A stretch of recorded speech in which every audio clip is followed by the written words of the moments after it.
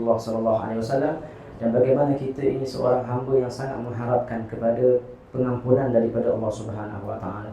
Suatu hari ada seorang Arab Badui datang kepada Rasulullah sallallahu alaihi wasallam dan mengatakan, "Wa dzanubah wa dzanubah wa dzanubah." Banyaknya dosaku ya Rasulullah, banyaknya dosaku ya Rasulullah, banyaknya dosaku ya Rasulullah. Seakan-akan dia menganggap dosanya akan mencelakakan dirinya. Maka kata Rasulullah sallallahu alaihi wasallam, "Ya fulan, qul Allahumma maghfiratuka awsa'a min dhunubina wa rahmatuka arja indana min a'malina." Lelaki itu mengulang doa Nabi sallallahu alaihi wasallam. Setelah dia selesai, dia kata, "Faqul." Katakan lagi sekali, "Allahumma maghfiratuka awsa'a min dhunubina wa rahmatuka arja indana min a'malina." Maka kata Nabi, "Faqul." Katakan lagi sekali, "Allahumma maghfiratuka awsa'u min dhunubina wa rahmatuka arja indana min a'malina." Kata Nabi sallallahu alaihi wasallam. Setelah dimulangkan 3 kali doa ini, kata Nabi, "Faqum faqad ghufira laka." Maka bangunlah kamu, baiklah kamu, jangan risau, sudah kerana dosa kamu telah diampunkan oleh Allah Subhanahu wa taala. Apa makna daripada zikir ataupun istighfar yang kita baca tadi? Allahumma maghfiratuka awsa'a min dhunubina. Ya Allah, sesungguhnya pengampunanmu itu lebih luas daripada dosa kami. Sebesar mana pun dosa yang kita buat, tak dapat melawan besar lagi pengampunan Allah Subhanahu wa taala. Kata Nabi dalam hadis yang lain, dalam hadis kursi, Allah berkatakan, Allah berfirman, "Kalau kamu wahai hamba-Ku datang kepadaku dengan sepenuh langit dan bumi dengan dosa, aku datang kepada kamu dengan begitu juga pengampunan daripada Allah Subhanahu wa taala." Kata Nabi sallallahu alaihi wasallam, "Kalaulah kalian tak berbuat dosa kepada Allah, Allah akan ciptakan makhluk yang lain supaya mereka berbuat dosa dan Allah akan mengampunkan mereka." Kerana Allah sifatnya Tawwab, Allah suka untuk mengampunkan, Allah Ghaffar, Allah suka untuk memberi pengampunan kepada hamba-Nya. Allah suka bila kita minta kepada Allah untuk diampunkan dosanya. Kerana Allah itu Maha Pemurah, Maha Penyayang, Maha menunggu kepada istighfar daripada hamba-hambanya. Maka dalam hadis yang lain kata Nabi sallallahu alaihi wasallam, "Innallaha yabsutu yadahu bil-laili liyatuba musii'un nahar wa yabsutu yadahu bin-nahar liyatuba musii'ul lail." Allah menghamparkan pengampunannya pada siang hari untuk menerima dosa orang yang berbuat pada malam hari. Dan Allah menghamparkan pengampunannya pada malam hari untuk menerima taubat orang yang berbuat dosa pada siang hari. Dan kata Nabi, di akhir zaman ada orang yang siangnya beriman, malamnya kufur. Ada sebaliknya, malamnya beriman, siangnya kufur. Waliyadzubillah subhanahu wa ta'ala. Tetapi sentiasa pengampunan Allah Subhanahu wa ta'ala sentiasa mengatasi dosa-dosa kita yang banyak. Maka kita kena sentiasa bersangka baik kepada Allah Subhanahu wa ta'ala. Allahumma maghfiratuka awsa'a min dhunubina wa rahmatuka arja indana min a'malina. Dan rahmat kamu ya Allah, kasih sayang kamu ya Allah, pemberian kamu ya Allah lebih kami harapkan daripada amalan kami. Amalan kita tak ada apa-apa. Amalan kita bukan dapat memasukkan kita dalam syurga Allah Subhanahu wa taala. Kita bahkan beramal pun adalah izin daripada Allah Subhanahu wa taala. Kita datang dalam majlis ini pun taufik daripada Allah Subhanahu wa taala. Jangan bergantung kepada amalan kita, tapi bergantunglah kepada rahmat Allah Subhanahu wa taala. Kerana Allah suka merahmati hamba-Nya. Dan kita akan terus meminta dan meminta kepada Allah Subhanahu wa taala. Kata Sayyidina Ali karramallahu wajhah, bila masuk ke bulan Rajab, dia mengatakan, "Allahumma maghfiratuka lil-zalimin fa nahnu minadh zalimin." Ya Allah, kamu katakan pengampunan kamu itu untuk orang-orang yang zalim, maka kami adalah orang yang zalim ya Allah. Maka ampunkan kami ya Allah. Maka begitulah ulama mengajarkan kita, untuk kita diampunkan oleh Allah Subhanahu wa taala, kita mesti mengaku dengan dosa kita. Al-i'tiraf bidhunubik, kamu kena mengaku dengan dosa kamu. Jangan rasa kita tidak ada dosa. Kita merasakan kitalah yang paling banyak dosa. Kita dah mari dalam majlis ni, kita rasa akulah yang paling banyak dosa. Bukan aku yang paling banyak amalan, bukan aku yang paling banyak berselawat, bukan aku yang paling banyak ilmu, tetapi akulah yang paling banyak dosaku. Untuk kuharapkan dalam majlis ini diampunkan dosa oleh Allah Subhanahu wa taala. Dan orang-orang yang zalim inilah yang akan dimurkai oleh Allah Subhanahu wa taala kalau mereka tak kembali kepada Allah Subhanahu wa taala.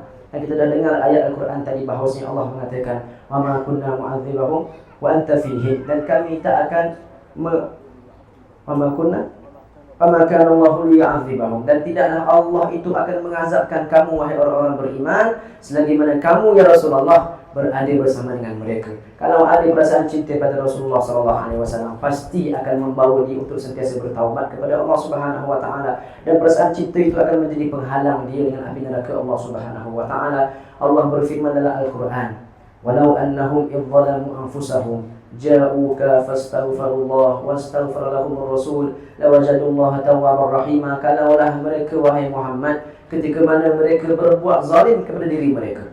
Apa bermaksud berbuat zalim yang Allah sebutkan dalam ayat kita dengar tadi? Inna iddatash syuhuri indallah 12 syahran fi kitabillah. Sesungguhnya di sisi Allah itu ada 12 bulan sejak daripada penciptaan langit dan bumi. Kata Allah dalam ayat yang sama, fala tadhlimu fihinna anfusakum. Janganlah kalian menzalimi diri kalian pada bulan tersebut. Apa maksud menzalimi diri sendiri? Zalim adalah wad'u syai' fi ghairi mahallihi. Kamu letakkan sesuatu bukan pada tempatnya. Ketika mana orang membaca Al-Quran, kita bercakap, contohnya, itu zalim. Ketika mana orang sedang melakukan azan, kita tak endahkan azan, maka itu orang yang zalim. Ketika mana semua orang datang ke masjid untuk sembahyang berjemaah, kita tak datang ke masjid, maka itu zalim. Ketika mana para ulama sedang berbicara, kita berbicara di belakang, contohnya, itu perkara yang zalim. Ketika mana kita meletakkan mushaf di atas lantai, itu perkara yang zalim. Maka zalim adalah meletakkan sesuatu bukan pada tempatnya. Apa maksud kita menzalimi diri sendiri? Kita menggunakan nikmat yang Allah berikan kepada kita. Kita menggunakan anggota yang Allah berikan kepada kita untuk kita bermaksiat kepada Allah Subhanahu wa taala. Nikmat yang Allah beri untuk kita berbuat taat, anggota yang Allah beri untuk kita beribadah, tapi kita gunakan untuk bermaksiat. Mata yang Allah beri kepada kita ini digunakan untuk melihat kepada Al-Quran, digunakan untuk melihat kepada keindahan makhluk Allah Subhanahu wa taala, digunakan untuk memandang orang muslimin dengan pandangan yang hebat, digunakan untuk kita memandang kepada wajah ibu bapa kita, digunakan mata kita untuk memandang kepada Kaabah dan mushaf. Semua itu menjadi ibadah. Tapi kalau kita gunakan mata kita waliyadzubillah subhanahu wa ta'ala pada perkara yang tak diridai oleh Allah Subhanahu wa ta'ala, maka itu kita orang zalim. Telinga yang Allah beri kepada kita untuk mendengar Al-Quran, untuk mendengar nasihat, untuk mendengar hadis, untuk mendengar ilmu, kita gunakan untuk mendengar orang mengumpat, kita gunakan untuk mendengar orang gosip, kita gunakan telinga untuk kita dengar muzik-muzik yang diharamkan oleh Allah Subhanahu wa taala. Maka itu orang yang zalim. Maka orang yang zalim ini perlu diingat bahawasanya yang zalim ini di hari kiamat mereka lah muflis. Kalau kita diharamkan untuk menzalimi diri sendiri di bulan Rajab dan bulan haram yang lain, dah bahkan pada bulan-bulan yang lain juga, lebih lagi kita diharamkan untuk menzalimi diri orang lain. Antara masalah kita ni bila mana kita berbuat dosa kepada orang lain. Dosa kita dengan Allah, satu malam Allah boleh ampunkan. Disebutkan oleh Imam Nawawi bahawasanya syarat taubat ada 3. Yang pertama al-iqla' 'anil ma'siyah, kena berhenti daripada maksiat. Yang kedua an-nadam, mestilah menyesal. Yang ketiga an ya'zam an la ya'uda ilaiha, berazam untuk tidak kembali kepada maksiat. Ini syarat ini kalau dosa kita dengan Allah Subhanahu wa taala. Tetapi syarat yang keempat, lebih parah lagi, lebih susah lagi kita nak selesaikan, iaitu mengembalikan hak-hak orang yang pernah kita ambil. Kalau ini berbentuk harta, kalau ini berbentuk pukul ataupun dabah, kena kisos. Kalau ini berbentuk marwah, kena minta maaf. Maka syarat yang keempat ini mungkin ambil masa seminggu, mungkin 2 minggu, mungkin setahun untuk selesaikan, mungkin 10 tahun, mungkin sampai ke akhir hayat ni tak mampu nak selesaikan. Tapi syarat 1, 2, 3, 1 malam dia boleh dapat. Sebab itu Nabi menyebutkan atadruna mal muflis, tahukah kamu siapa orang yang muflis? Kata Nabi SAW, al-muflis man jaa yaumal qiyamah. Orang muflis, orang datang pada hari kiamat, bisiyamin wa salatin wa zakatin wa sadaqatin, datang dengan pahala semayangnya, pahala berzikirnya, pahala duduk dalam majlis ilmunya, pahala sedekahnya. Itu pahala-pahala yang dah terima oleh Allah. Amalan yang dah qabul, dah dapat pahala dah. Kita punya amalan wallahu alam qabul ke tak qabul. Yang orang ni datang bawa pahala yang dah terima oleh Allah Subhanahu wa taala, datang dengan keadaan dia telah menzalimi orang-orang terdahulu. Ya'ti qad syatama hadha wa akala mala hadha wa daraba hadha wa safaka dama hadha. Dia ada bunuh orang ni, ada pukul orang ni, ada mengata orang ni, ada ambil harta orang ni, maka diberikan segala pahalanya kepada orang-orang yang pernah dia zalimi, sehinggalah akhirnya belum selesai lagi hak orang lain, maka dipindahkan dosa mereka kepada yang berbuat zalim. Maka asalnya datang dengan dosa pahala yang banyak, tiba-tiba datang depan Allah bawa dosa yang banyak. Inilah orang yang muflis, iaitu menzalimi diri mereka sendiri, bahkan mereka menzalimi orang lain. Tetapi Allah mengatakan dalam Al-Quran, walau annahum idzalamu anfusahum, kalaulah mereka ketika mana mereka menzalimi diri mereka, kata Allah, ja'uka, kalau mereka datang kepada kamu ya Muhammad, satu jalan pintas untuk kita diangkatkan segala dosa kita, diampunkan segala dosa kita, iaitu datang kepada Rasulullah SAW. Ja'uka. Dan hari ini kita datang kepada Rasulullah SAW. Walaupun jasad Nabi tidak ada di sini, tetapi mengingati Nabi ada di sini. Tetapi nama Nabi ada di sini. Tetapi roh Nabi ada di sini. Kita merasakan hadirnya Rasul dalam hati kita. Kita merasakan kita dekat dengan Rasulullah SAW. Walau annahum idzalamu anfusahum ja'uka. Mereka datang kepada kamu ya Muhammad, fastaghfirullah, dan mereka minta ampun kepada Allah, wastaghfirallahumur rasul, dan diistighfarkan mereka oleh Rasul. Apa yang mereka dapat? Lawajadullaha tawwabar rahimah. Pasti mereka akan mendapati Allah itu Tawwab Rahim. Tawwab yang mesti berikan taubat kepada kamu, Rahim mesti mengasihi kamu, dan kamu akan balik tanpa ada dosa. Jadi jalannya mana jalannya? Jalannya masuk ke pintu Rasulullah SAW. Kita meminta syafaat bagi Nabi SAW, dan kata Nabi dalam hadis yang sahih, Uridu alayya a'malu ummati, dipamerkan kepada aku amalan umat aku pada hari Isnin dan pada hari Kamis. In wajadtu khairan, kalau aku dapati apa yang mereka buat tu kebaikan, moga-moga Allah pamerkan apa kita adakan pada Rasulullah SAW. Kalau Nabi kata kalau aku dapati perkara itu kebaikan, hamidullah ta'ala, aku puji Allah Subhanahu wa ta'ala. Wa in wajadtu ghaira dzalik, kata Nabi, kalau aku dapati perkara yang mereka buat bukan kebaikan. Dalam riwayat Nabi sebut wa in wajadtu ghaira dzalik. Nabi tak sebut wa in wajadtu syarra, bukan aku mendapati perkara buruk, tak. Nabi kata kalau aku mendapati perkara itu bukan baik, maknanya buruk. Maknanya Nabi tak nak menamakan kita dengan syar. Kalau aku mendapati perbuatan mereka tak baik, kata Nabi SAW, istaghfirullah lahum, aku istighfarkan untuk mereka daripada Allah Subhanahu. Aku minta ampun kepada mereka untuk mereka daripada Allah Subhanahu wa taala.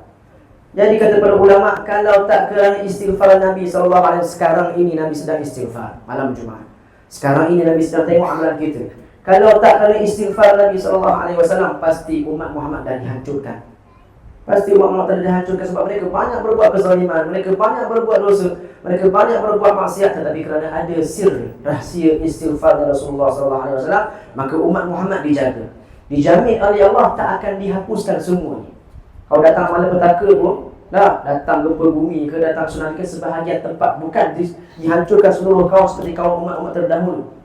Itu janji Allah kepada Nabi SAW. Jadi kerana istighfar Nabi SAW, kita dijaga oleh Allah Subhanahu wa taala.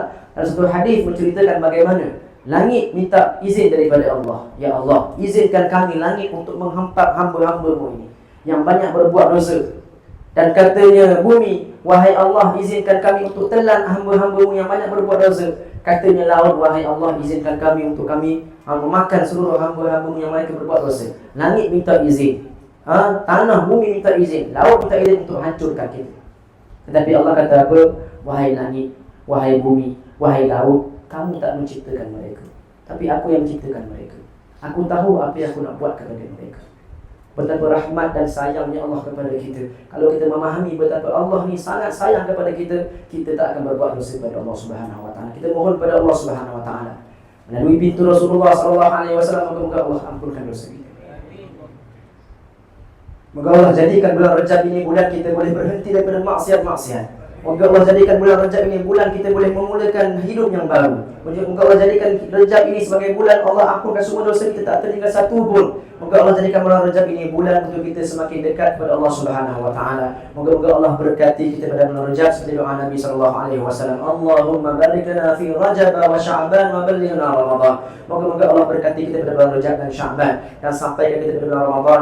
Dan kita mohon pada Allah Subhanahu wa taala, moga-moga Allah selamatkan umat muslimin di seluruh dunia ini. Moga-moga Allah bantu mereka semuanya. Allah bebaskan Ardu Palestin daripada tangan-tangan orang kafir. Allah bebaskan Batu Makkah daripada orang-orang kufar. Allah berikan kemenangan kepada orang Islam. Allah berikan kemenangan kepada orang Islam, dan Allah satukan hati orang muslimin semuanya bersatu di atas kalimah la ilaha illallah Muhammadur Rasulullah. Dan Allah wafatkan kita dalam keadaan husnul khatimah, insya-Allah. Dengan majlis yang kita hadir malam ini, moga Allah berikan kesannya. Allah tunjukkan kesannya pada hari akan datang, mungkin esok, mungkin minggu depan, mungkin tahun depan. Yang penting kita nak dapatkan kesannya. Apa faedah kita hadir majlis zikir ini? Moga-moga Allah tunjukkan kesannya di tahun ini atau tahun akan datang, insya-Allah. Amin ya rabbal alamin. Moga-moga Allah menjaga seluruh masyayikh yang ada bersama kita, para habaib yang ada di belakang sana, para habaib yang ada di sini, orang-orang tua yang ada bersama kita, para tulabul ilm yang lelaki maupun perempuan, anak-anak kecil. Moga-moga Allah jaga mereka semuanya. Allah jaga keluarga kita semuanya, insya-Allah. Allah jadikan kita sebagai orang yang menyebarkan sunnah Nabi SAW, orang yang menyebarkan akhlak Nabi SAW, orang yang boleh buktikan bahawasanya Rasulullah SAW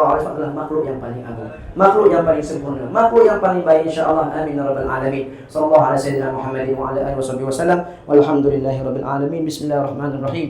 Alhamdulillahi rabbil alamin. Allahumma salli wa sallim ala sayyidina Muhammad fil awwalin wa salli wa sallim ala sayyidina Muhammad fil